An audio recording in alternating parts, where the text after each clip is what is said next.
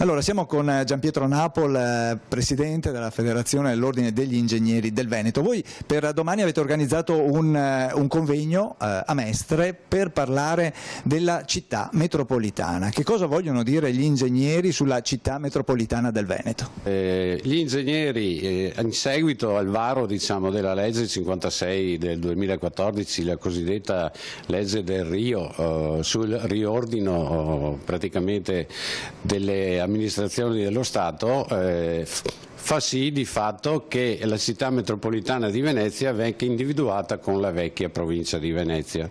Ecco, a noi questo è sembrato particolarmente semplicistico, se non addirittura banale, e quindi ci siamo detti: ma per costruire una città metropolitana dovrebbero esserci delle basi cosiddette scientifiche.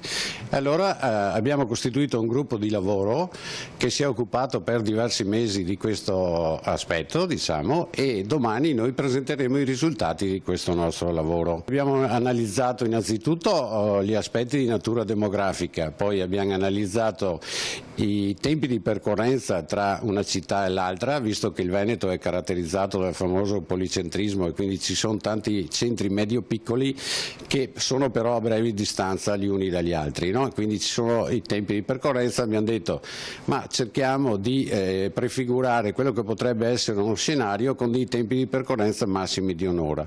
Poi abbiamo analizzato naturalmente anche gli aspetti di natura infrastrutturale che sono connessi ai tempi di percorrenza, la mobilità, i servizi a rete, il prodotto interno lordo di questa nostra città, i servizi sanitari, gli aspetti relativi al mondo del lavoro. Abbiamo mappato tutto questo e abbiamo cercato di individuare quello che poteva essere un ambito ottimale della città metropolitana veneta, che noi appunto abbiamo chiamato città metropolitana veneta e non città metropolitana di Venezia, proprio perché va ad abbracciare almeno 4 città, con una forte correlazione Venezia-Padova o Padova-Venezia, nel senso che addirittura è prevalente il flusso tra Venezia e Padova e non viceversa. Abbiamo poi una gravitazione di Treviso su Venezia e di Vicenza più su Padova.